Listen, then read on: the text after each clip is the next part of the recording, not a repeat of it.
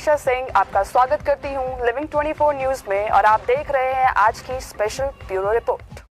स्वागत करती हूँ संस्था समिति के सदस्य हैं जनाब नियाज भाई का स्वागत करती हूँ और अपने सबसे संघर्षशील न्याय योद्धा को भी कहा जा सकता है। साथ ही साथ यहाँ पर उपस्थित हमारे साथ पत्रकार बंधु, इलेक्ट्रॉनिक मीडिया, प्रिंट मीडिया, आप सबका स्वागत करते हैं। हमारी बहनें भी पत्रकार के रूप में आई हुई है, आप सबका स्वागत करती हूँ। तो हमारे कांग्रेस की तरफ से काफी लोग आए हुए हैं, देवराज भाई जी आए हैं, काफी सारे संगम भाई आए, सबका मैं स्वागत करती हूँ। जैसा कि आप सब जान रहे हैं कि ये पखवाड़ा ही चल रहा है सामाजिक न्याय का। आज साहू जी महाराज की जयंती के लिए हम लोग एकत्र हुए हैं। ये कार्यक्रम फाफामऊ विधानसभा में मंसूराबाद के दुल्हन गेस्ट हाउस में हो रहा है। जैसा कि आपको बताया गया कि चूंकि दूर पड़ता इसलिए आप लोग हम लोगों ने यहाँ बुलाया है, लेकिन मेरी आप लोगों से हाथ जोड़ के प्रार्थना है, आप लोगों में से जो लोग भी वहाँ पहुँच सकते हैं वहाँ पहुँचिए। आपकी ये बहन आपका दिल खोलकर स्वागत करेगी। और जैसा कि आप जान रहे हैं साहू जी महाराज के बारे में सब लोगों ने बहुत कुछ बताते हैं, तो उस चीज को दोहराने से अच्छा मैं ये कहूंगी कि जो फाफामऊ समूह की जो विधानसभा की समस्याएं हैं, जिस तरह से फाफामऊ विधानसभा की समस्याएं आप हमारा मुंह चिढ़ा रही हैं। आजादी के इतने साल बाद भी अगर आप कहीं जाकर देखिए अंदर कहीं पर तो सारी सड़कें टूटी फूटी पड़ी हुई हैं, पानी का भराव है। अभी परसों हम लोग गए हुए थे, 6 दिन से वहाँ लाइट नहीं थी, तो फिर हम लोगों ने मिल करके परसों वहाँ पर ट्रांसफार्मर लगाया, जब दबाव डाला तो वहाँ काम हुआ। मतलब कुल मिला के ये सरकार फ्लॉप हो चुकी है, फेक सरकार है, इसका किसी पर बस नहीं है। जैसा कि आप लोगों ने अभी सुना,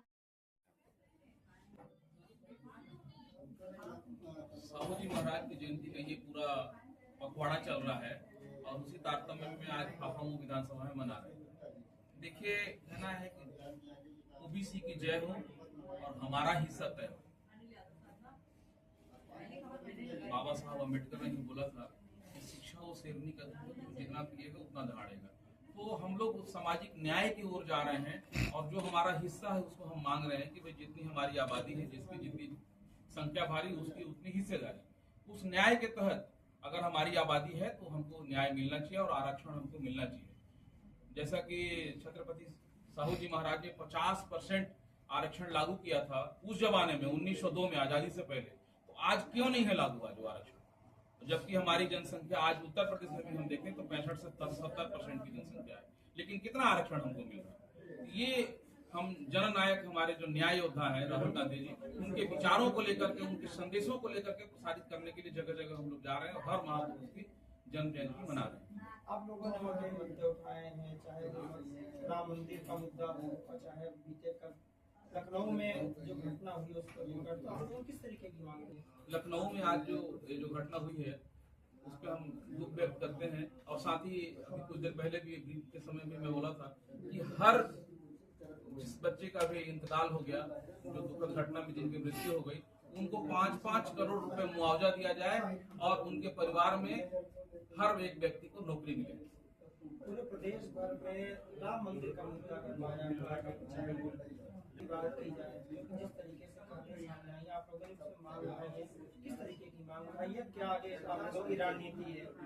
हमारे न्याय योद्धा राहुल गांधी जी जो आज देश के विपक्ष के नेता है, उनका स्पष्ट मानना है कि इस देश में अब सामाजिक न्याय होकर रहेगी, जिसकी जितनी संख्या होगी उसकी उतनी भागीदारी मिलकर रहेगी। इसको भटकाने के लिए ये हिंदू मुस्लिम और मंदिर मस्जिद किया जा रहा है, जबकि हम लोग का कांग्रेस में ओबीसी के डिपार्टमेंट तो कांग्रेस की तरफ से हमारे न्याय योद्धा राहुल जी का स्पष्ट निर्देश है कि अब शोषित, वंचितों और जो भी पिछड़ों है उसका अधिकार, उसका जितना जनसंख्या होगा उतनी उसकी भागीदारी मिलेगी। इसी के एवज में जब छत्रपति साहू जी महाराज 1902 में वंचितों, पिछड़ों, शोषितों के लिए 50% नौकरियां में आरक्षण दिए थे, तो ऐसे महापुरुषों को हम लोग याद कर रहे हैं। ऐसे महापुरुषों के पद चिन्ह पर ही हमारे न्याय योद्धा राहुल जी चल रहे हैं और ऐसे महापुरुषों को जो लड़ाई लड़े उस लड़ाई को हम लोग याद करके और उनको लड़ाई को आगे बढ़ा रहे हैं। एसीएस संजय प्रसाद जी ने आज एसआईटी की रिपोर्ट एसीए फंसी है, तो आपको क्या लगता है और ओबीसी डिपार्टमेंट की तरफ से क्या रोक है? देखिए, ये हमेशा से होता आया है ऐसा। आपने बहुत सही मुद्दा उठाया कि छोटी मछलियों को पकड़ा गया और बड़ी मछलियों को छोड़ दिया गया। तो इसकी हम मांग करते हैं कि जो भी जांच एसआईटी रिपोर्ट आई है उसको सार्वजनिक किया जाए, ताकि आम पब्लिक को, आम जनता को, देश की जनता को पता चले कि सही क्या है और गलत क्या है। तभी हमारे राष्ट्रीय उपाध्यक्ष जी ने बताया कि जब भी कोई हम मांग करते हैं, जब भी कोई हम लोग आंदोलन लेके चलते हैं, तो इनको उलझा दिया जाता है मंदिर मस्जिद के चक्कर में कि हिंदू है, मुस्लिम है। मैं भी मांग करता हूँ, आप लोगों को बताता हूँ कि मंदिर मस्जिद गिरजाघर ने बांट दिया भगवान को, धरती बांटी अंबर बांटा, मत बांटो इंसान को। तो मैं आपके माध्यम से ये संदेश देना चाहता हूँ कि कभी भी हम लोग को हिंदू मुस्लिम या धर्म के आधार पर नहीं बांटना चाहिए। जुलाई में राहुल गांधी जी प्रयागराज आ रहे हैं, उसको लेकर के क्या तैयारियां हैं सर? जुलाई में आदरणीय राहुल गांधी जी का जो कार्यक्रम है वो छात्रों को लेकर के जो समस्या हुई पेपर लीक को लेकर के आज पूरे देश की आवाज बन गई है जननायक आदरणीय राहुल गांधी जी, जिसको भारतीय जनता पार्टी की सरकार दबाना चाहती है। उनके किए गए हर कामों को दबाना चाहती है। जितना उनको बदनाम करने में भारतीय जनता पार्टी सरकार अपना पैसा हर चीज खर्च कर रही है, अगर यही देश को बढ़ाने में वो काम करें तो देश का विकास भी होगा और छात्रों के साथ उनके जीवन का खिलवाड़ नहीं होगा। आदरणीय राहुल गांधी जी ने पेपर लीक की बात जो उठाई है, और उनके नेतृत्व में कांग्रेस पार्टी हमेशा से सदैव छात्रों की आवाज बनी है और बनती रहेगी।